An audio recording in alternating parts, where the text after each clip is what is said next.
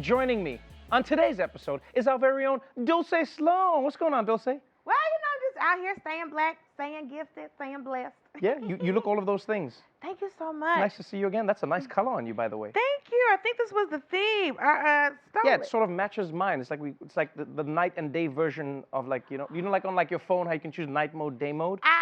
It is interesting because you think that you would be the night mode of me? With my top. Yes. Well, I'm gonna have fun doing this with you, Dulce. Welcome to it. Let's jump straight into the headlines. We kick things off with Halloween, or as pumpkins call it, genocide. Everyone has their favorite thing about Halloween. For some people, it's the candy. For some, it's watching horror movies. For others, it's that Family Matters episode where Steve Urkel f***s a ghost. Did I do that? Yes, Steve, you did, and it was disgusting. Personally, my favorite thing is the urban legends. You know, the rumors about razor blades and apples, or kids being kidnapped off the streets, or one of the most popular ones, how crazy hippies are lacing candy with drugs. Well, in 2021, that story has taken a whole new twist. Check your kid's candy bucket or bag after they go trick-or-treating. Law enforcement across the country have been warning about edibles that look like snacks. For example, at first glance, this looks like a stuffed Oreo or double stuffed Oreo, but it's actually a double stuffed Stonio. Stony Patch, Warheads, Trips Ahoy, products meant to mirror legal food products but containing THC. Experts warn if a child got their hands on these, they could potentially overdose due to the high concentration of THC. Oh boy, people might be handing out treats with weed in them. I mean, forget full-size candy bars. There's a new coolest house on the block, people. And if someone really is giving edibles to kids, that is cruel. You're giving edibles to children? Do you know what's going to happen to them? Those kids are going to go home. They're going to eat an edible. And then they're going to spend the next 3 hours asking, is it hitting yet? Should I take another one? I don't feel high. Do I look high? We shouldn't be putting kids through that. No, but for real though, I think the story sounds like trash to me. It sounds like bullshit. Like nobody's gonna waste good edibles giving them out to kids. And even if a kid did get an edible by accident, they would realize it on the first bite. Because let's be honest, like if you've ever eaten an edible, you know anything that's candy that's laced with weed, it always tastes a little bit like a tree took a shit, you know? And also if your kid did eat an edible, would you even be able to tell? People are stressed out. My kid might have eaten. Kids already act like they're stoned all the time. Always asking questions like, where did I come from? Why is the sky blue? Can I have ice cream for breakfast? If that isn't stoner behavior, I don't know what is. I think people are stressing too much. Like, do you think this is a thing? You've grown up in America. Is this a thing you think? They've been telling us since we were kids, they're like, somebody's going to hand you drugs. But if you're a kid who ever saw an adult with drugs, they never tried to give them to you. Also, if you're an adult who paid for Stonios or all these other things, the first thing you're going to do is make sure you don't lose them. Because it's like, my drugs, my precious drugs. Right. That's not how people with drugs work. The thing you should be worried about is stoned people having tiny people come to their house dressed like little tiny things. If I'm high, the last thing I need in my house is Finding Nemo, Woody, and a tiny cop. That's the problem. You want to get to people's house first and be like, sir, are you stoned?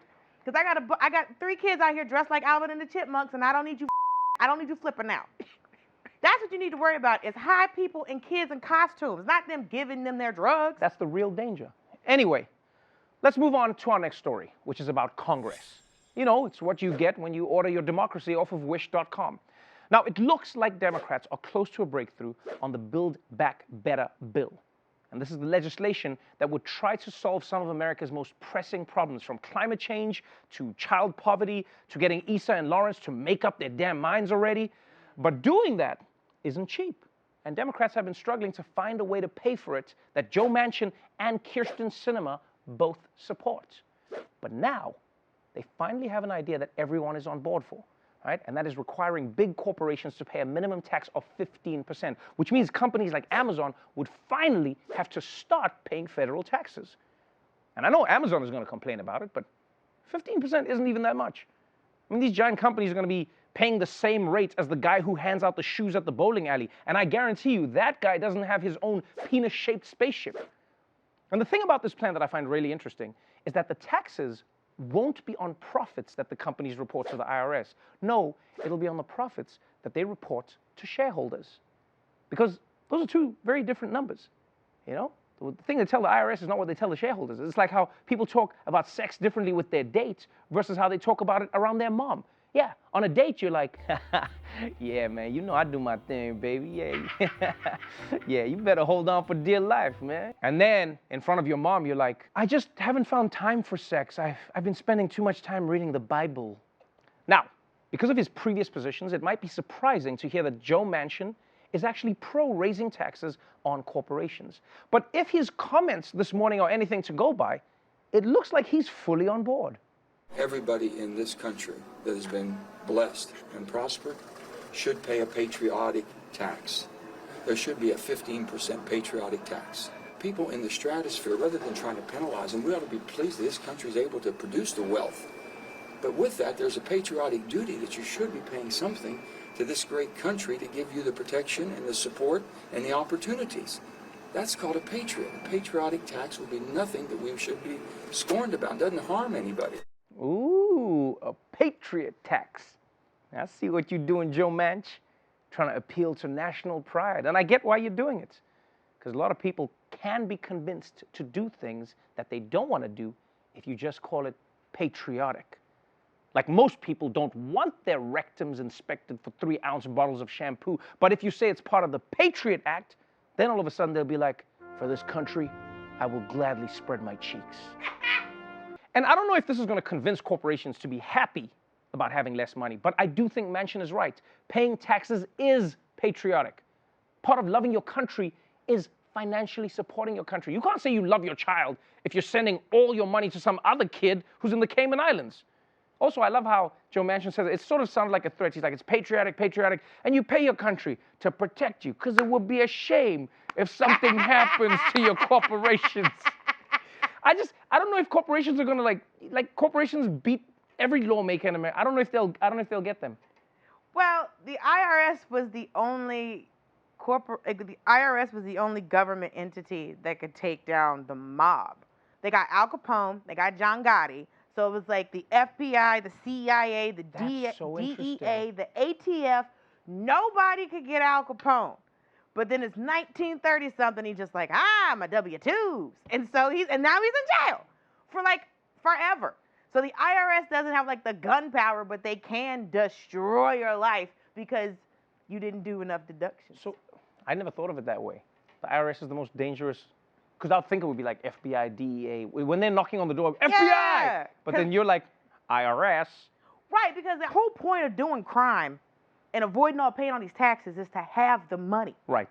But the IRS is the only people that can roll in and be like, bitch, I'm taking all your money. Actually, let's move on to our next story, which is out of Florida, the only state named after the rapper Flo Rida.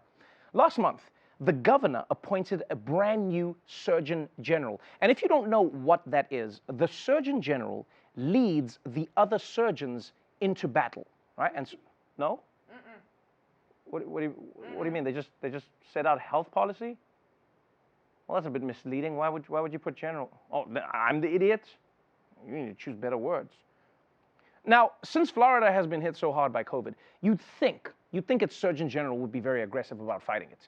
But this Surgeon General is the exact opposite. Like, he opposes vaccine and mask mandates. He's pushed for unproven treatments against COVID. And he won't even say if he himself is vaccinated, which is a pretty weird thing for a doctor to be private about, especially considering how many personal questions they ask us.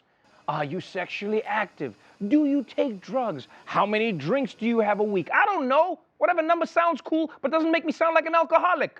And last week, this guy took it to a whole new level when he refused to wear a mask during a meeting with a state senator who had cancer. And listen to how he explained his reasoning. Florida Surgeon General is defending his decision to not wear a mask during a meeting with a state senator who asked him to wear one because she's being treated for breast cancer. Dr. Joseph Ladopo declined to put on a mask after he was asked to before a meeting with State Senator Tina Polsky last week. This is his public explanation in writing about why he would not wear a mask when you asked him to.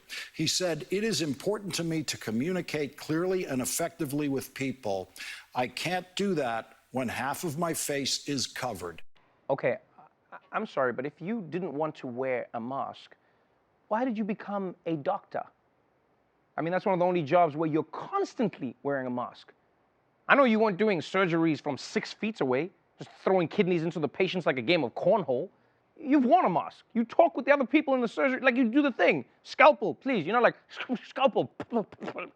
And dude, this state senator is being treated for cancer. You're risking her life because you want to communicate more clearly? What are you trying to communicate? That you're an asshole because you're doing a great job?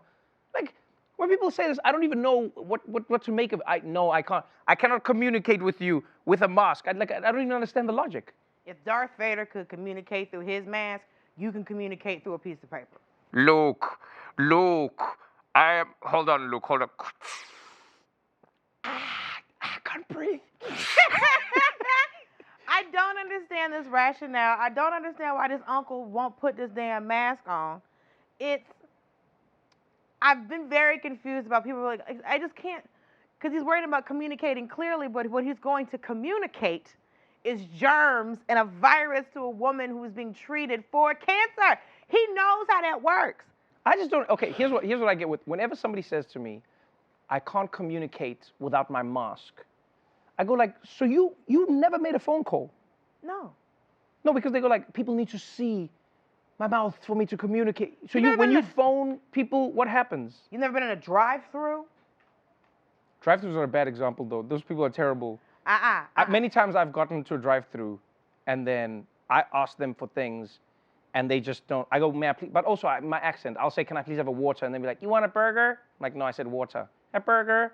And I'll be Say like, water all right. again? Then I'll be like, I'll have a burger as well. Say water again. Water. Now put your hand over your mouth. Say it again. Water. Now go. Now say water. Water.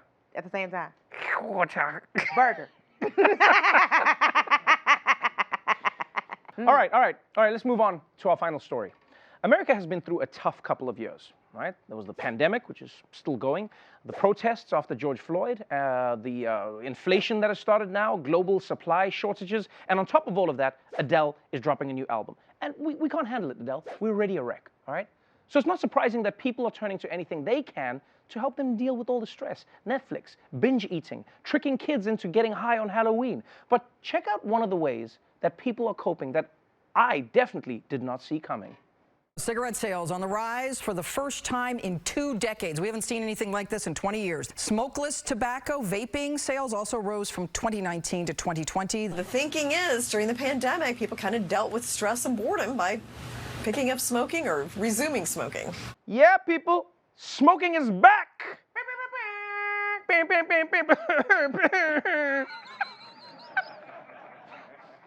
And look, man, I understand doing unhealthy stuff, but don't you think a pandemic is a weird time to take up smoking? Like you're starting, I mean, maybe that's the point. Maybe people are smoking because they hope it'll trick COVID.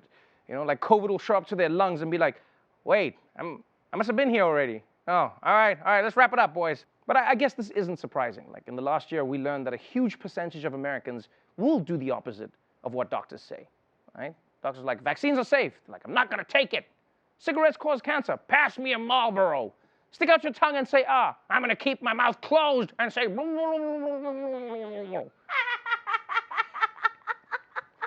I don't get it. This is a weird time to start smoking. I don't understand. Why would smoking go up now? Listen, it's one, if they're thinking that people do it out of boredom, that can't be it. It's whenever there is an economic, like distress, alcohol and tobacco sales always go up.